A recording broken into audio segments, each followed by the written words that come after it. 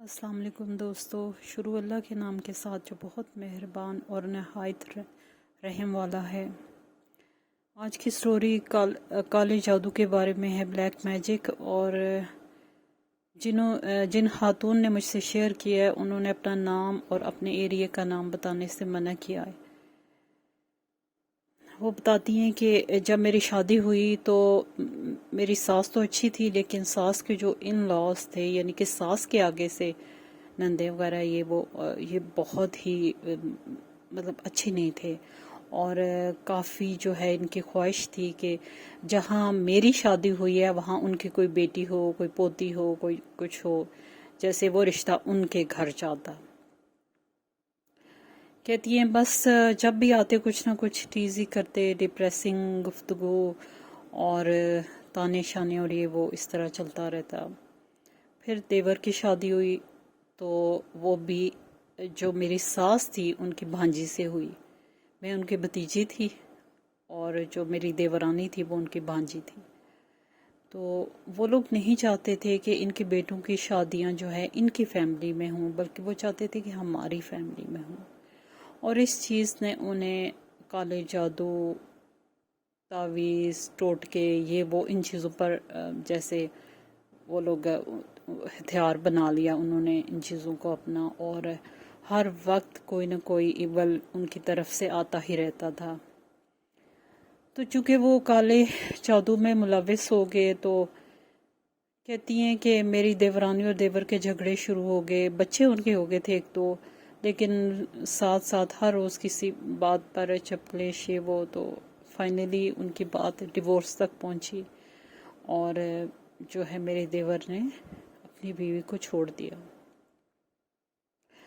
اب چھوڑنے کے بعد اس نے کیا کہا کہ اس نے کہا کہ میں جو ہے اپنے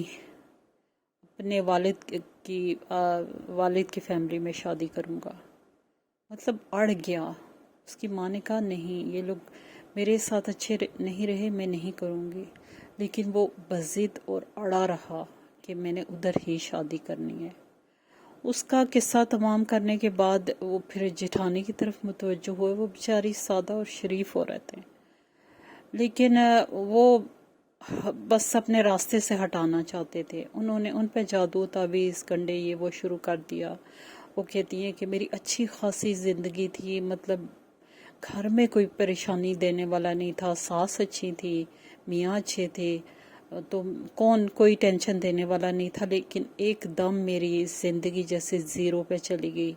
مجھے چکر آتے، مجھے مطلب بیٹھے بیٹھے بے ہوش ہو جاتی بغیر کسی ریزن کے، جب چیک اپ ہوتا، ٹیسٹ ہوتے، سب کچھ کلیئر آتا، اور حالت میری دن بدن بگڑتی چلی گئی۔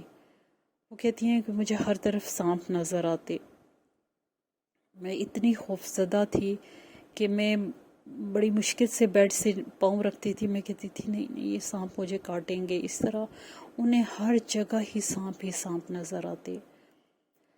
کہتی ہیں کہ میں تو بس یہ چیزیں تھی، تناؤ ہر وقت، گھر مجھے اچھا نہیں لگتا تھا، بس کہتی ہوتی تھی کہ گھر سے باہر نکلوں اور گلی میں جا کے کھڑی ہو جاؤں یا کسی باہر جگہ بیٹھ جاؤں، لیکن گھر سے نکلوں، بچے نہیں اچھے لگتے تھے، میاں نہیں اچھا لگتا تھا، اور یہ سب جادو کے اثرات تھے۔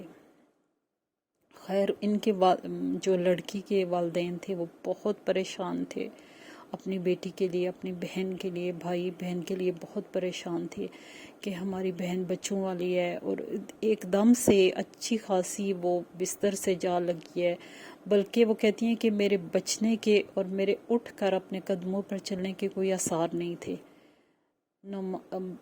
دعائیں، وظیفے، سب کچھ چل رہا تھا، لیکن حالات جوں کے توں تھے۔ پھر کسی نے ان کو ایک مفتی صاحب کا بتایا کہ وہ آپ ان کے پاس لے کے جائیں، وہ بتائیں تو صحیح کہ مسئلہ کیا ہے۔ تو پھر وہ مفتی صاحب کے پاس لے کے گئے، اور مفتی صاحب نے انہیں بتایا کہ آپ کی بیٹی کے اوپر کالا جادو ہوا ہے، اور یہ اس گھر توڑنا، یہ وہ میاں بیوی میں ناچاکی، اس طرح کے یہ عملیات ہیں سب۔ تو خیر جب انہیں پتہ چلا تو پھر ظاہر ہے انہیں اچھی طرح پتہ تھا کہ یہ کون کروا رہا ہے اور کیوں کروا رہا ہے، آگے گھر اجڑ چکا تھا۔ خیر پھر جی مفتی صاحب کو انہوں نے ساری بات بتائی، انہوں نے علاج وغیرہ کیا، علاج شروع کیا، اور پھر اللہ کا شکر ہے کہ اب وہ چلنے پھرنے کے تھوڑی سی بہتر ہو گئی ہیں، تھوڑا سا اپنے آپ کو ریلیف محسوس کر رہی ہیں اور بستر سے اٹھ کر چلنے کے قابل ہو گئی ہیں۔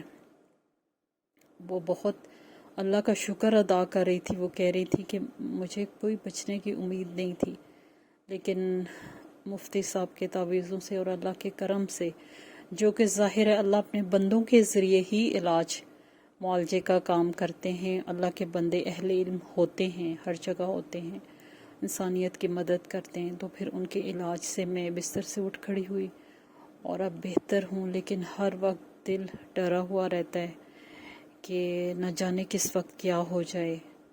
ہسبینڈ میرے پریشان، ساس میری پریشان، گھر بکھر کے رہ گیا۔ تو یہ ان کی سٹوری تھی جو میں نے آپ کے ساتھ شیئر کی، بالکل ٹرو واقعہ ہے، آج کل کی بات ہے، مطلب 1 ویک کہہ لیں، ود ان 1 ویک اور 2 ویک کے اندر یہ اندر کی سٹوری ہے جو میرے ساتھ شیئر کی گئی۔ تو میں لوگوں سے کہتی ہوں کہ اپنے حسد میں دوسروں کو اتنے آگے نہ بڑھ جائیں کہ دوسروں کی زندگیوں کو آپ روند ڈالیں۔ دوسروں کی زندگی کو بنانے اور آپ کی زندگی کو بنانے اور روندنے کا اختیار صرف رب کے پاس ہے۔ آپ کے برے اعمال آپ کی زندگی کے اوپر بھاری ہوتے ہیں، لیکن یہ آپ کو اس وقت سمجھ نہیں آتی جب آپ سب یہ کر رہے ہوتے ہیں۔ دوسروں کے لیے بلائے جان اور آزار مت بنیں، اپنے جذبات کو کنٹرول کریں۔ رشتوں کا کام یا رشتے جو ہیں وہ اللہ تعالیٰ نے اپنے ہاتھ میں رکھے ہیں، مقدر کے اندر محفوظ کیے ہیں۔ آپ کے چاہنے سے رشتے نہیں ہوں گے۔ ایسا ہو سکتا ہے کہ میرا رب نے آپ کے لیے کچھ اس سے بہتر سوچ رہا ہو جو آپ سوچ رہے ہوں، تو اللہ کے کاموں پر اور اپنے مقدر پر راضی برضا ہو جائیں۔ اسی میں آپ کی آسانی ہے، اسی میں آپ کی خوشی ہے۔ اجازت چاہتی ہوں، خوش رہیں، دوسروں کے لیے آسانیاں کریں تاکہ آپ کے لیے بھی آسانیاں ہو سکیں۔ اللہ حافظ۔